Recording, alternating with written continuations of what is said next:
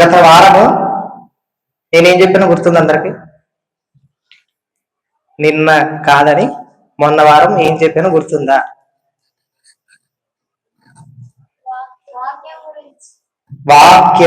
వాక్యాన్ని ఎందుకు నేర్చుకోవాలి, వాక్యాన్ని ఎందుకు నేర్చుకోవాలి అనే పాఠాన్ని మనం నేర్చుకున్నామా? గుర్తుందా? కొంచెమైనా గుర్తుందా? ఒక విషయమైనా గుర్తుందా? వాక్యము నిత్యము నిలుస్తుంది కాబట్టి దాని మీద మనము దృష్టి తప్పకుండా పెట్టాలి. అట్ ద సేమ్ టైం రెండో విషయం ఏం నేర్చుకున్నా చెప్పండి? రెండో విషయం,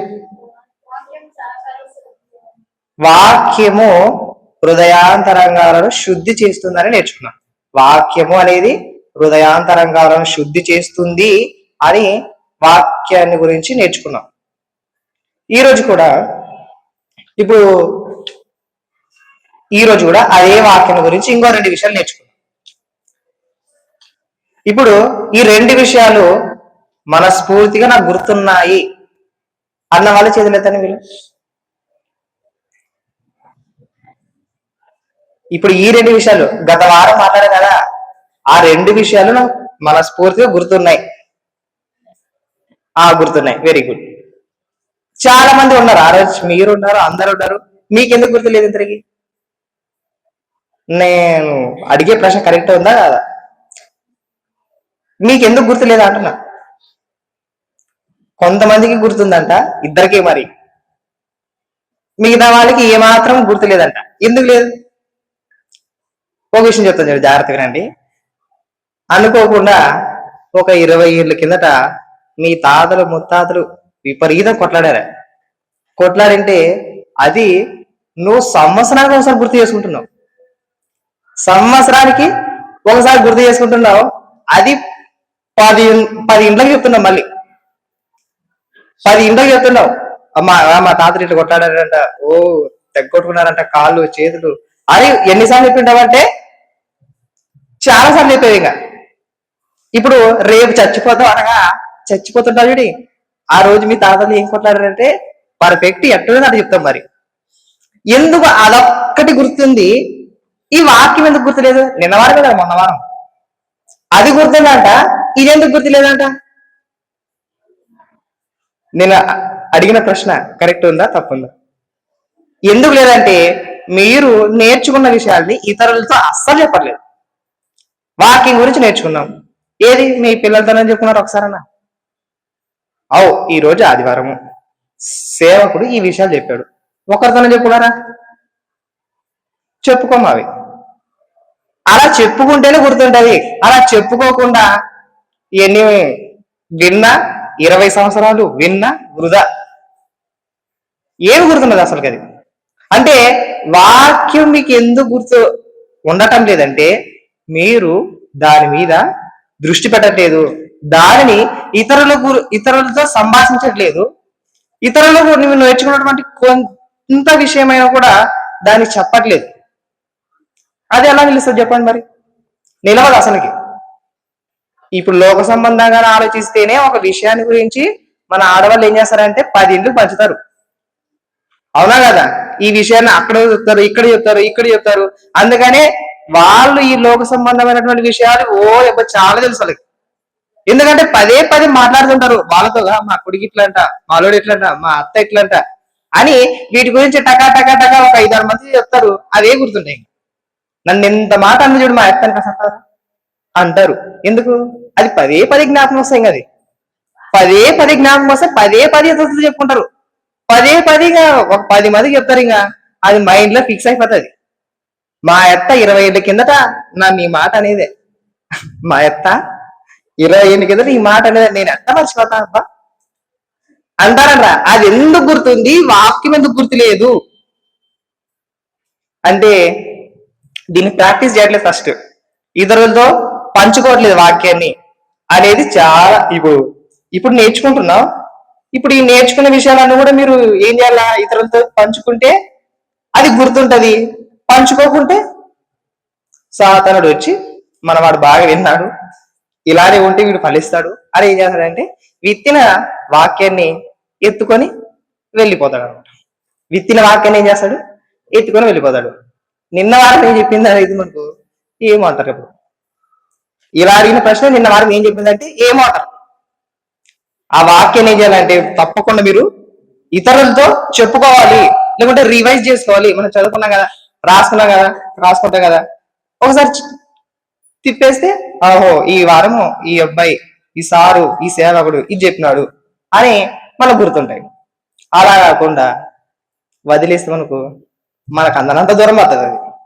కాబట్టి ఈ రోజు కూడా దేవుని వాక్యాన్ని ఎందుకు నేర్చుకోవాలి, దేవుని వాక్యాన్ని ఎందుకు నేర్చుకోవాలి అనే అంశం గురించి నేర్చుకున్నాం.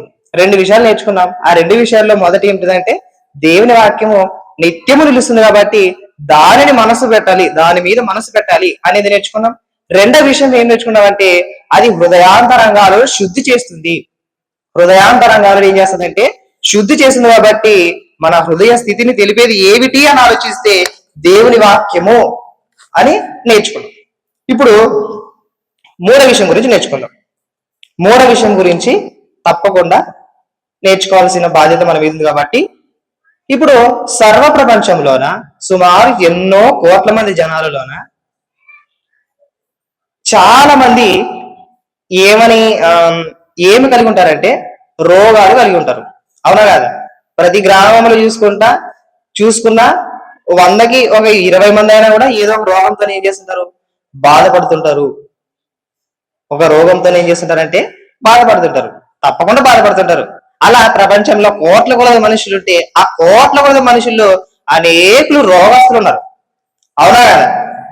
తప్పకుండా రోగస్తులు. అందుకనే హాస్పిటల్ విపరీతంగా ఏమైనాయి, పెరిగిపోయాయి. రేటు చాలా విపరీతంగా పెరిగిపోతున్నాయి. ప్రతిదీ పెరిగిపోతుంది. అంటే రోగులు ఎక్కువయ్యేసరికి ఆసుపత్రులు కూడా ఏమయ్యాయి, ఎక్కువైనా పెరిగిపోయిన, విపరీతంగా పెరిగిపోయాయి. ఇప్పుడు సపోజ్ బాగా గమనించండి. ఇది ఒక రోగం వచ్చిందనుకో, మనం ఏం చేస్తాం చెప్పండి? జ్వరం వచ్చింది, జ్వరంకి ఏమి వేసుకుంటాం చెప్పండి? మందుగా జ్వరంకి పారాసెటమాల్ వేసుకుంటాం, డోలో టాబ్లెట్ వేసుకుంటాం 650. అంటే రోగం వచ్చింది, రోగానికి ఏం కావాలా? మందు కావాలా వద్దా? తప్పకుండా కావాలి. రోగం వచ్చింది, ఆ రోగానికి ఏంటి కావాలా? తప్పకుండా మందు కావాలి. నాకు మందే వద్దా అంటే నువ్వు అట్టే ఉంటాయి, 2 నాలుగు సత్యపాతం కదా. అంటే రోగం ఉంది, రోగానికి ఏం కావాలా? మందు కావాలా? మందు తప్పకుండా వేసుకోవాలి. మళ్ళీ మందు వేసుకోకపోతే మరి చచ్చిపోతామని అందరికీ తెలిసింది. అలాగే మనం శరీర ప్రకారంగానే ఆలోచిస్తున్నాం. ఏది? శరీర సంబంధమైన రోగాలు ఏవి? రకరకాలు ఉంటాయి కదా. జ్వరాలు అంటే, ఆయాసం అంట, దగ్గు అంట, మెదడు సంబంధించినటువంటి వ్యాధులు అంట, గుండె సంబంధించిన వ్యాధులు అంట, చర్మానికి సంబంధించినటువంటి వ్యాధులు అంట, ఇవన్నీ ఉంటాయి. అందులో వచ్చేసి మన బైబిల్లో ఎక్కువ బాగా కనపడేది అంటే కుష్టి వ్యాధి, అలాగే పక్షవాతము, ఇవి వ్యాధులు కనబడుతుంటాయి. ఇవన్నీ ఉన్నాయి, వీటన్నిటికీ మందులు ఉన్నాయి, వాడుతున్నాం, బాగుపడుతున్నాం. నిజమే, అందరికి తెలిసింది. కానీ అసలుకి మనుషులకే కనబడిన ఒక రోగం ఉంది, మనుషులకే కనబడిన ఒక రోగం ఉంది. అదే పాపం అనే రోగం. ఏ రోగం చెప్పండి? పాపం అనే రోగం. ఈ రోగంతో ప్రతి ఒక్కడు బాధపడుతున్నారు. 850 కోట్ల మంది ఉంటే ఈ పాపం అనే రోగంతో బాధపడుచున్న వాళ్ళు ఎంతమంది అంటే 850 కోట్ల మంది. ఒక్కరు తగ్గేది లేదు, ఎక్కేది లేదు. ఎంతమంది ఉంటే అంతమంది ఈ పాపం అనే రోగంతోన బాధపడుతూనే ఉన్నారు. ఇప్పుడు దేవుడు తన మహాసంకల్పాన్ని బట్టి వీళ్ళందరూ రోగస్తులు ఉన్నారు, వీళ్ళకి మందే లేదు, పాపానికి అసలు మందే లేదు అని తన ప్రేమ చేత తన కుమారుడైనటువంటి యేసుక్రీస్తు వారిని భూమి మీద పంపించాడు. ఎలా? పాపానికి ఒక మందుగా యేసుక్రీస్తు వారే ఈ లోకానికి వచ్చి ఆయన ఏం చేశాడంటే మందును ఇచ్చాడు, తన రక్తాన్నే దారిపోసాడు. మన పాపములను శుద్ధి చేసేది ఏం చెప్పండి? యేసు రక్తము ప్రతి పాపములను ఏం చేస్తుందంట? పవిత్రులుగా చేస్తుంది. ఆనాడు యేసుక్రీస్తు వారు పలుకుతూ ఏమన్నాడు తెలుసా? ప్రయాసపడి భారం మోసుకొని వచ్చిన సమస్త జనులారా నా యొద్దకు రండి.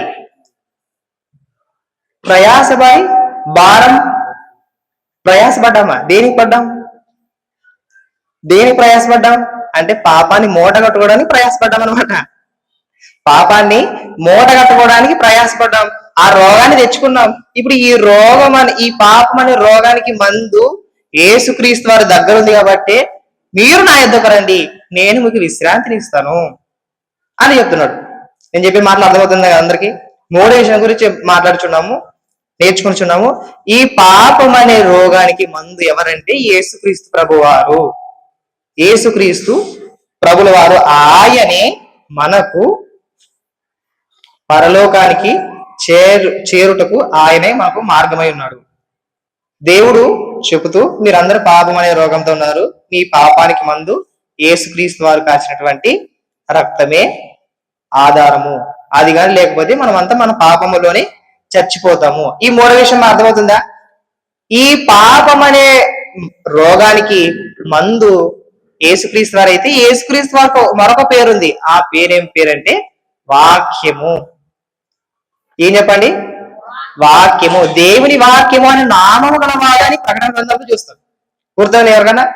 గుర్తుంది. దేవుని వాక్యము అనే నామము గలవారు ఎవరంటే యేసుక్రీస్తు ప్రభువారు. అంటే పాపం అనే రోగానికి మందు ఏమిటి అని ఆలోచిస్తే దేవుని వాక్యము.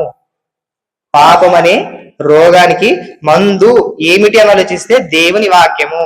ఆ వాక్యమే శరీరధారిగా కృపాసత్య సంపూర్ణుడిగా మన మధ్యన నివసించెను. ఆయన లోకంలోనికి ప్రవేశించినప్పుడు చీకటి గల చోట్లు అన్ని కూడా వెలుగుమయమైపోతామంట. అలా అంత గొప్పగా యేసుక్రీస్తు ప్రభువారు పాపం అనే రోగము చేత చచ్చిపడినటువంటి మనందరిని ఏం చేస్తున్నాడంటే తన రక్తము చేత పవిత్రులుగా చేస్తున్నాడు. ఇప్పుడు చూడండి, మనమంతా ఒకనాటి స్థితి ఎలాంటిది? నేను చెప్పే మీకు చెప్పే విషయాలు అర్థమవుతున్నాయా? నేనేమంటున్నానంటే, ఇప్పుడు ఈ మూడో విషయం గురించి నేర్చుకుంటున్నాం. మనము ఈ పాపం అనే రోగానికి మందు అని ఏమిటి ఆలోచిస్తున్నాం? దేవుని వాక్యము. పాపం అనే రోగానికి మందు ఏంటి చెప్పండి? దేవుని వాక్యము. ఇది మనసులో పెట్టుకోండి, తప్పకుండా మనసులో పెట్టుకొని. ఒకనాటి స్థితి మనది ఎలాంటిదంటే అపరాధముల చేతను పాపముల చేతను చచ్చి పడి ఉన్నాం. అందుకనే యేసుక్రీస్తు ప్రభువారు ఏం చెప్తున్నాడంటే, యోహాను సువార్త 8వ అధ్యాయం 34వ వచనం ప్రకారము, పాపము చేయి ప్రతివాడును పాపమునకు దాసుడు అని చూస్తాం. అలాగే ఎఫెసీ పత్రిక 2వ అధ్యాయము 1వ వచనం చూసినట్లయితే, అపరాధముల చేతను పాపముల చేతను చచ్చిన వారమై ఉండగా దేవుడు తన సంకల్ప ప్రకారము కుమారుని పంపించాడని అక్కడ చూస్తాం. ఇంతకాలం మనం పాపముల చేతనే ఉన్నామంట. రెండు విషయాలు అర్థమైన అందరికీ. యోహాను సువార్త 8వ అధ్యాయము 34వ వచనం ప్రకారం పాపం చేయి ప్రతి వాడు పాపములకు ఏమై ఉన్నాడంట? దాసుడై ఉన్నాడు. పాపం అనే రోగం చేత ఉన్నాడు. తర్వాత ఎఫెసీ పత్రిక ఏం చెప్తున్నాడు? అపరాధముల చేతను పాపముల చేతను చచ్చిపడి ఉండగా చచ్చిపోయామంట. ఇప్పుడు లోకంలో ఉన్నటువంటి ప్రజలందరినీ గురించి ప్రభు ఏం చెప్తున్నాడంటే, మీరు దేవుని వాక్య సువార్త ప్రకటింపబడుచుండగా మీరు ఏమాత్రము పట్టించుకోక ఉన్నారు కాబట్టి మిమ్మల్ని గురించి ఏం చెప్తున్నాడంటే, ప్రకటన గ్రంథం 3వ అధ్యాయం చూడండి ఒకసారి.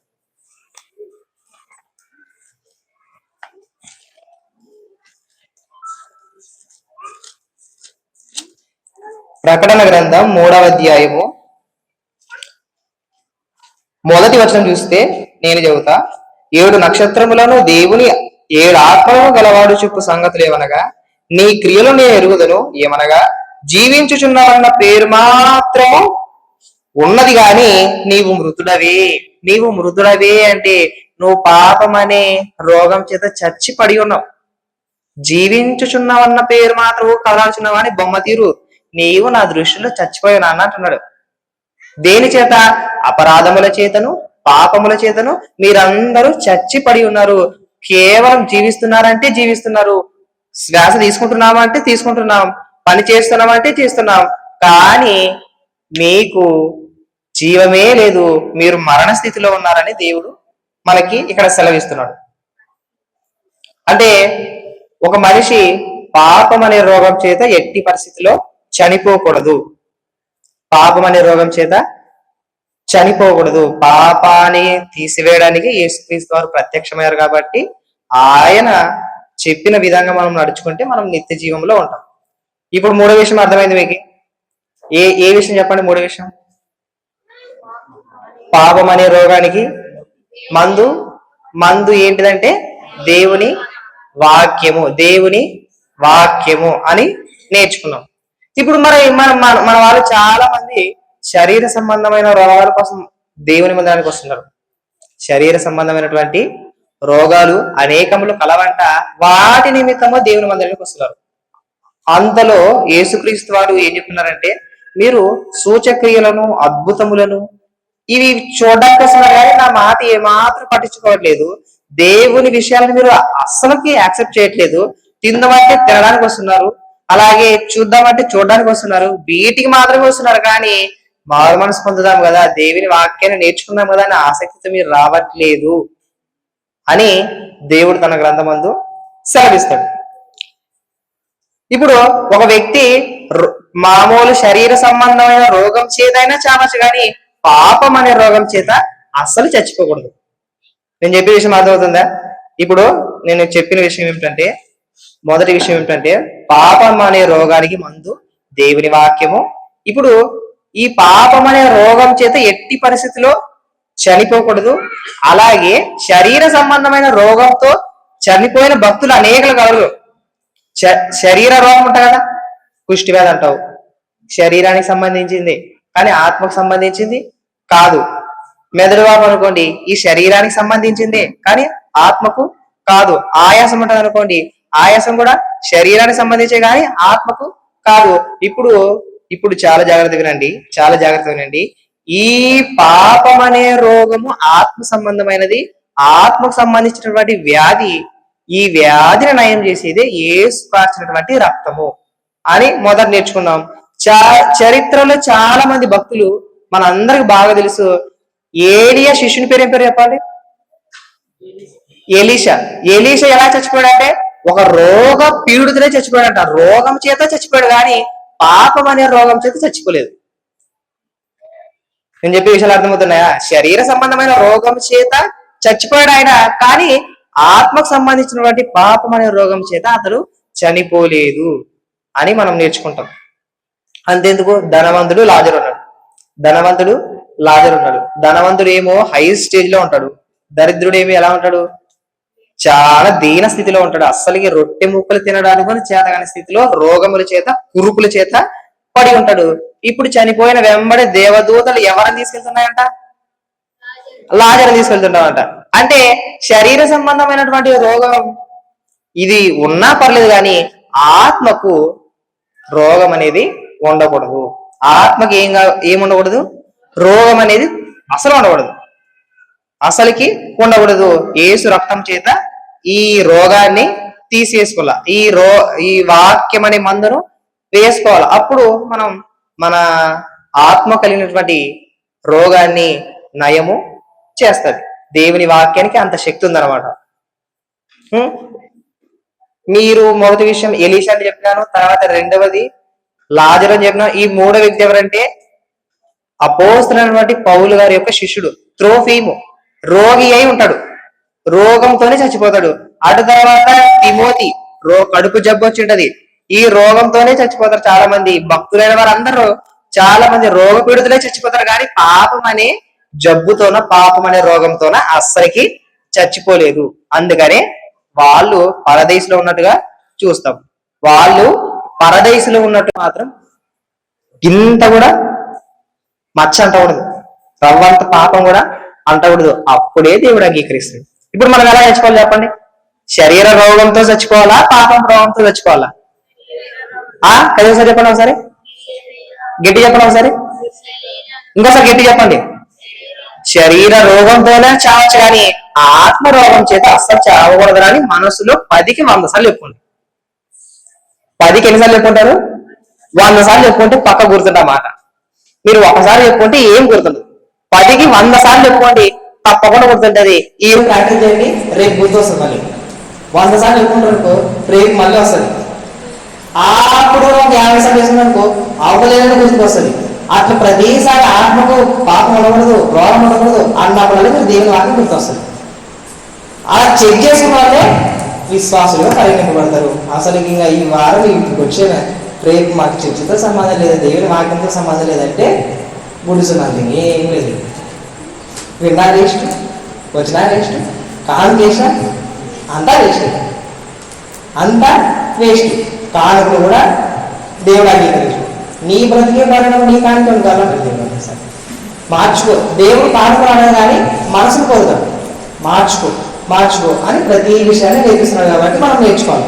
తప్పకుండా హృదయాంతరంగ స్థితిని మార్చుకోవాలి. దేవుని వాక్యం అనే మందు చేత చెప్పాం కదా, పాపం అనే రోగం ఉంది. ఆ పాపం అనే రోగానికి దేవుని వాక్యమే మందు అనేది మనం నేర్చుకున్నటువంటి విషయం. ఇప్పుడు రెండో విషయం నేర్చుకోండి. ఇప్పుడు రెండో విషయం ఏంటంటే, మనం ఆసుపత్రికి వెళ్తాం. వెళ్ళిన తర్వాత ఈ అబ్బాయి చాలా వీక్ ఉన్నాడంటే ఈ అబ్బాయికి శక్తి లేదు, బలహీనంగా ఉన్నాడు. ఒకవేళ ఏదైనా భయంకరమైన రోగం వస్తే అసలుకి లేడు. ఒకవేళ కరోనా వచ్చినప్పుడు ఫస్ట్ ఈ అబ్బాయికి వస్తున్నాడు. కరోనా వచ్చినప్పుడు ఈ అబ్బాయికి తప్పకుండా వస్తుంది. ఎందుకంటే లోపల రోగాన్ని నిరోధించే శక్తి లేదు. ఏ శక్తి లేదు? రోగాన్ని నిరోధించే శక్తి లేదు. రోగం వస్తుందనుకో, దాంతో పోరాడి యాంటీబాడీస్ మన బాడీలో లేవు. అప్పుడు రోగం ఏం చేస్తాడంటే కమ్మకుండా కమ్ముకొని ఆ వ్యాధి చేత నిన్ను మంచం పడేస్తుంది. నేను చెప్పే విషయం అర్థమవుతుందా? అండ్ ఇప్పుడు ఈ మనిషి వీక్ ఉన్నాడు, ఇమ్యూనిటీ పవర్ లేదు, ఏమి లేదు, వ్యాధి చేత వ్యాధులు వస్తాయి. ఇలా ఉంటే మీకు ఏం కావాలంటే మీకు ఇమ్యూనిటీ పవర్ వచ్చే విధంగా బాగా తినండి, పౌష్టిక ఆహారం తినండి, ప్రోటీన్ ఫుడ్ తినండి అని డాక్టర్లు పదే చెప్తుంటారు. మంచి ఆహారం తీసుకోండి మీరు బలంగా ఉంటారు, మీరు రోగాన్ని జయిస్తారు, ఏ రోగం వచ్చినా కూడా మీరు కలత చెందరు అని డాక్టర్లు ఏమంటే పదే చెప్తుంటారు. ఇవి తినరా బాగుంటుంది, నువ్వు వ్యాధిని జయిస్తావా అని పదే చెప్తుంటారు. ఇప్పుడు కొన్నాళ్ళు తింటాం, మళ్ళీ ఏమొస్తుంది, మళ్ళీ రోగం వస్తుంది. మళ్ళీ కొన్నాళ్ళు తింటాం, మంచి మార్చుకుంటే కొన్నాళ్ళు తింటాం, మళ్ళీ ఆడేస్తుంది. అలా ఎందుకు ఆడేస్తుంది అంటే నువ్వు సరిగ్గా తినట్లేదా అర్థం. ఇంకోటి, ఇది ఎగ్జాంపుల్ బాగుంటుందా, ఒక మనిషి ఒక వ్యాధిని జయించాలంటే తనలో ఏమున్నా చెప్పండి, ఇమ్యూనిటీ పవర్ ఎక్కువ ఉండాలా తక్కువ ఉండాలా? గట్టిగా చెప్పండి, అసలు ఎక్కువ ఉండాలా తక్కువ ఉండాలా? నిజమేనా? నిజమే, ఎక్కువ ఉండాలా. అలాగే దేవుడు ఏం చెప్పాడంటే మీకు కూడా ఒక శక్తి ఉండాలి.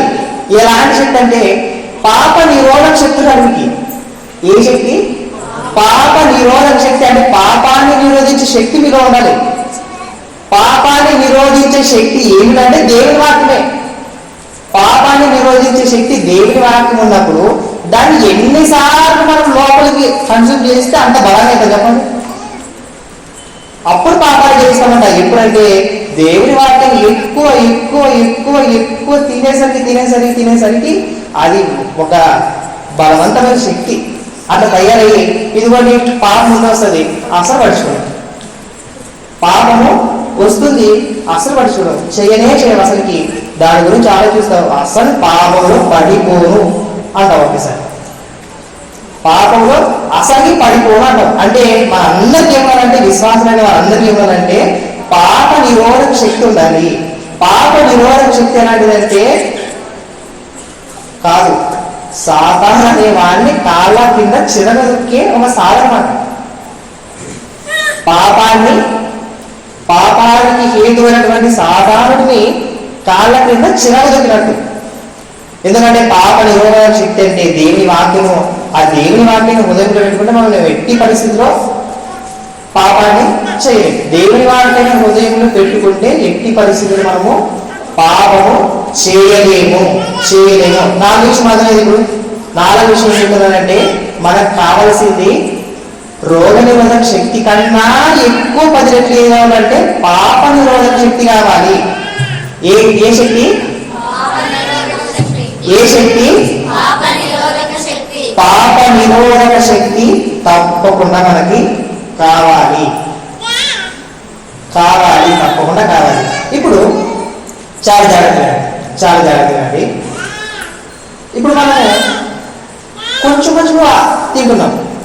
ఎంత చిన్న చిన్న గిద్ద ఒక ముద్ద తింటాం అంతే. వారానికి ఒకసారి ముద్ద తింటాం. ఏది? వాక్యమైన ఆహారం. బువ్వరాదు. ఒక ముద్ద తింటే ఏమున్నది? ఏమి వస్తారు మీరు? వారానికి ఒకసారి గిన్నె తింటున్నారు. వాక్యం అని ముద్దని వారానికి ఒకసారి గిన్నె తింటున్నారు. మీరేం బలామంటారు చెప్పండి? ఏం బలం అసలు? ఒకవేళ వారం కోసం గిన్నె పోతుంటే మనం ఏం బలం అసలు? భూమి మీద బతుకు మారి శ్మశానంలో పడేస్తారు ఇక్కడ. అంటే ఒక వ్యక్తి బలంగా ఉండాలంటే వాక్యం అనే ఆహారాన్ని ప్రతిదినం తినాలి. వాక్యం అనే ఆహారాన్ని ప్రతిరోజు మనం బాడీలో వేయాలంటే కన్జ్యూమ్ చేయాలి. అప్పుడైతే మనం కూడా శక్తివంతులుగా ఉంటాం. పాపం మనలో వస్తుందంటేనే హెచ్చరింపబడతాం. ఏం చేస్తామంటే ఈ పాపం రాత్రి చేయవద్దు అని దేవుడు హెచ్చరిస్తూనే ఉంటాడు. తప్పకుండా హెచ్చరిస్తూనే ఉంటాడు. ఎందుకంటే దేవుని వాక్యం గద్దిస్తాడంట. దేవుని వాక్యం ఏం చేస్తాడంట? హృదయాంతరంగం నుంచి గద్దించి ఈ తప్పు అస్సలు చేయకూడదు నీకు. అందుకనే దేవుడు ఏం చేస్తాడంటే వాక్యం లోపలికి వెళ్ళేసరికి ఏమవుతుందంటే ఆత్మ వివేచన అనేది అద్భుతంగా పనిచేస్తుంది. పరిశుద్ధాత్ముడు మనల్ని ప్రేరేపిస్తుంటాడు. ఆత్మ ఎంత బలంగా పనిచేస్తుందంటే ఇది పాపము, నీ దృష్టి తప్పు, నీ ఆలోచన విధానము తప్పు, నేను ప్రతిసారి హెచ్చరిస్తుంటాడు. అలా హెచ్చరించే వాళ్ళు కావాలి కాబట్టి పరిశుద్ధాత్మని ఆదరణకర్త భూమికి పంపించాడు మనము నిత్య జీవాన్ని పొందడానికి. అలా ప్రతి ఒక్కరు కూడా పరిశుద్ధాత్మను పొంది దేవుని వాక్యం నిత్యము ధ్యానించే వాళ్ళుగా ఉండాలి. దేవుని వాక్యాన్ని నిత్యము ధ్యానించే వాళ్ళగా ఉండాలి. అందుకని కీర్తనకారుడు ఏం చెప్పాడంటే 119వ కీర్తన 11 చూడండి ఒకసారి.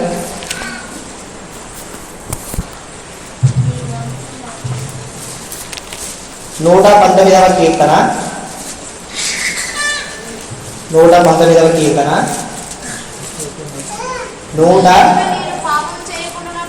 నీ ఎదుట నేను పాపం చేయకున్నట్లు నా హృదయంలో నీ వాక్యము ఉంచుకొని ఉన్నాను. అంటే నేను పాపం చేయకుండా ఉండాలంటే వాక్యము ఎక్కడ ఉండాలి చెప్పండి? హృదయంలో ఉండాలి. ఎక్కువ ఉండాలా తక్కువ ఉండాలా? ఎక్కువ ఉన్నప్పుడే ఎంతకంత పాపమైన దానితో పోరాడే శక్తి వస్తుంది. మనం తక్కువ గింత అసలు మనకి ఈ గింత తినేది కూడా ఏం గుర్తలేదు. ఇప్పుడు తింటున్నారా? ఎందుకు వచ్చారు చెప్పండి? ఇప్పుడు దేవుని మందిరానికి మీరు అందరూ వచ్చారు. ఎందుకు వచ్చారంటే వాక్యం అనే ఆహారాన్ని భోజించడానికి, నా ఆత్మ శక్తిని చేకూర్చే విధంగా, నా ఆత్మ బలపడే విధంగా అని దేవుని మందిరానికి వచ్చారు. ఇదే కాన్సెప్ట్గా రావాలి మీరు. ఇదే కాన్సెప్ట్గా రావాలి. ఎలా రావాలంటే దేవుని వాక్యాన్ని బోధిస్తున్నారు అక్కడ దేవుని వాక్యము చెప్తున్నారు. దాని గైకొనడం వల్ల నాకు ఎంతో లాభం వస్తుంది, ఎంతో మేలు జరుగుతుంది అని గ్రహించి ఏం చేయాలంటే దేవుని మందిరానికి వస్తే మనం అక్కడ మన దోషములను, మన పాపములను, మన బలహీనతలను ప్రతిసారి దేవుడు ఏం చేస్తాడంటే హెచ్చరిస్తుంటాడు. మనం అప్పుడు ఏం చేయాలంటే దేవాను ప్రభు ఈ బలహీనతలు ఉన్నాయి, వీటిని సరి చేసుకున్నారు ప్రభు అని ప్రభు సన్నిధిలో ఏం చేయాలంటే మనం మన దోషములను కడిగి వేసుకోవాలి. అలా దేవుని వాక్యం ఏం చేస్తుంది అంటే హృదయాంతరంగాలను శుద్ధి చేస్తుంది. అలా శుద్ధి చేయడం వలన మనము పరిపూర్ణులుగా తీర్చబడతాం.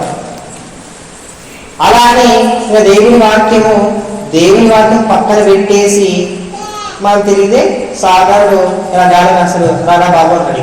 ఓకే సార్, నువ్వేం పనికిరావు, అందుకే దేవుని వాక్యం ఏం నేర్చుకోవట్లేదు, నీళ్ళు ఏమి శక్తి లేదు, ఇమ్యూనిటీ పవర్ అసలుకే లేదు, పాపం నిరోధక శక్తి అయితే అసలు ఇంత కూడా లేదు మరి, కాబట్టి సాధారణ గుంజుకొని వాడు వెళ్ళిపోతాడు అన్నమాట. అంటే పాపాన్ని నిరోధించే శక్తి మన హృదయంలో ఎక్కువ ఉండాలి. అప్పుడే మనం సాధారణంగా పోరాడగలం. పాపాన్ని నిరోధించే శక్తి ఎక్కువ ఉంటేనే మనం ఏం చేస్తామంటే సాధారణమైన వాడిని ఏం చేస్తామంటే జయిస్తాము, తప్పకుండా జయిస్తాము. దేవుని వాక్యము హృదయములో ఉంటే మీరు పాపాన్ని జయిస్తారు. అందుకని మరి ఈ కీర్తన కారణం 105వ వచనం, 105వ వచనం, నీ వాక్యము నా పాదములకు ఏమాయను దీపము, నీ వాక్యము నా పాదములకు దీపము. కాబట్టి ఆ దీపం అనే సాధారణమైనటువంటి వాక్యాన్ని మన హృదయంలో పెట్టుకుంటే తప్పకుండా తప్పకుండా మనం జయిస్తాం. ఎవరిని? సాధారణమైనటువంటి వారిని తప్పకుండా జయిస్తాము. అందుకని ఈ 133 వర్షం ఒకసారి, నీ వాక్యము బట్టి నా అడుగులు స్థిరపరచుము, ఏ పాపమును నన్ను ఏరనీయకము. నీ వాక్యాన్ని బట్టి నా అడుగులు స్థిరపరచండి ప్రభువా. నీ వాక్యాన్ని నేర్చుకుంటున్నా, ఏ పాపాన్ని నన్ను ఏరనీయద్దు, నా దరికి పాపాన్ని చేరనివ్వద్దని ప్రభుని వేడుకుంటే ప్రభు సహాయం చేస్తాడు. అర్థమైనా? అలాగే కొత్త నిబంధనకు వచ్చేసరికి ఆనాడు అపోస్తలుడైనటువంటి పౌలు గారు చెప్తున్నటువంటి ప్రతి సందర్భం అలా ఉందో లేదో ప్రతిసారి బెరయ సంఘస్థులు ఏం చేస్తున్నారంట? పరిశోధిస్తున్నారంట. దేవుడి వాక్యం ఏం చేస్తున్నారంట? పరిశోధిస్తున్నారంట. పరిశోధిస్తున్నారు కాబట్టి బెరయ సంఘస్థులు గనులంట. ఎవరట? గనులు. ఆ గనులను గురించి మనం ఈరోజు ధ్యానించుకుంటున్నాం. మనము కూడా వారి అనే దేవుని వాక్యాన్ని ధ్యానిస్తే, పరిశోధిస్తే మనము కూడా మన హృదయంలో పాపాన్ని నిరోధించే శక్తిని ఎక్కువ పొందగలం. లేకపోతే కొంతే ఉంటుంది. అప్పుడు ఏడిగా పడతాం, స్వాతంత్రానికి ఏడిగే పడతాం. ఏముండదు. నువ్వు రానంటాడు ఒకసారి. బెరయ సంఘస్థులు అలాగే ఆనాడు యూదులు ఉన్నారు కానీ కేవలం పైన మాత్రమే ఉన్నారు. సత్యాన్ని గ్రహించలేదు. మీకు లేఖనం లేదు, నిత్య జీవం కలరా నాయన ప్రభు చెప్తుంటే వాక్యాన్ని తృణీకరించి పడేశారు. దేవుని వాక్యాన్ని అస్సలకి పట్టించుకోలేదు యూదులైన వారు, ధర్మశాస్త్రోపదేశకులు. వీళ్ళందరూ కూడా దేని కూడా పట్టించుకోలేదు. ఎవరు? యూదులు, శాస్త్రులు, ధర్మశాస్త్రులు వీళ్ళందరూ కూడా పట్టించుకోలేదు. ఇప్పుడు మీకు 2 విషయాలు నేర్పించాను. 2 విషయాలు. మొదటి విషయం చెప్పండి ఒకసారి. రోగం అనే పాపానికి మందు ఏంటి చెప్పండి? దేవుని వాక్యం. ఈ 2 విషయం రోగ నిరోధక శక్తి కాదు, పాప నిరోధక శక్తి. ఏ శక్తి? పాప నిరోధక శక్తి. 19 కదా, 19. పాప నిరోధక శక్తి అదేంటిది? అది కూడా దేవుని వాక్యం. వాక్యాన్ని ఎందుకు నేర్చుకోవాలి? వాక్యాన్ని దేవుని మందిరానికి వచ్చి మనం ఏం చేయాలంటే ఇందుకే నేర్చుకోవాలి. వాక్యాన్ని ఎందుకు నేర్చుకోవాలి చెప్పండి? పాపం అనే రోగానికి మందు దేవుని వాక్యమేరా నాయన. అట్ ద సేమ్ టైం నేను పాపంతో పోరాడాలన్నా నాది ఎక్కువ ఏముండాలి చెప్పండి? వాక్యం ఉండాలి. ఆ వాక్యంతోనే మనం పోరాడాలి. మనం పోరాడాలి శరీరంతో కాదు, అంధకార సంబంధులైన లోకనాథులతో ఎక్కువ చాలా దురాత్మల సమూహంతో మనం పోరాడుతున్నాం. కాబట్టి మనకి ఈ శరీర సంబంధమైన యుద్ధోపకరణములు అయితే మనకు అవసరం లేదు. కానీ ఆత్మతో పోరాడే శక్తి, వివేచన, జ్ఞానం, ఆత్మ సహాయం మనకు వస్తుంది. కాబట్టి ఆత్మను పొందుకునే వారుగా ఉండాలి. మనం ఆత్మను కలిగిన వారుగా ఉండాలి. అప్పుడు మనం ఏం చేస్తామంటే సాధారణైనా ఎవరినైనా చేయిస్తాం. దేవునికి ఇష్టలుగా బ్రతుకుతాం. ప్రార్థనల చేత, విజ్ఞాపనల చేత దేవుని వాక్యాన్ని స్మరించుకుంటూ ఆయనను కొనియాడాలి. ఇలా దేవుని వాక్యాన్ని ఎందుకు నేర్చుకోవాలంటే ఇందుకే నేర్చుకోవాలి. ఇందుకు నేర్చుకుంటేనే మీకు పనికి వస్తుంది. ఏదో వచ్చాం కదా, సందేహం కదా, విన్నాం కదా అంటే వృధా. 20 సంవత్సరాలు వస్తుంటారు మీరు. 20 సంవత్సరాలు వస్తుంటారా?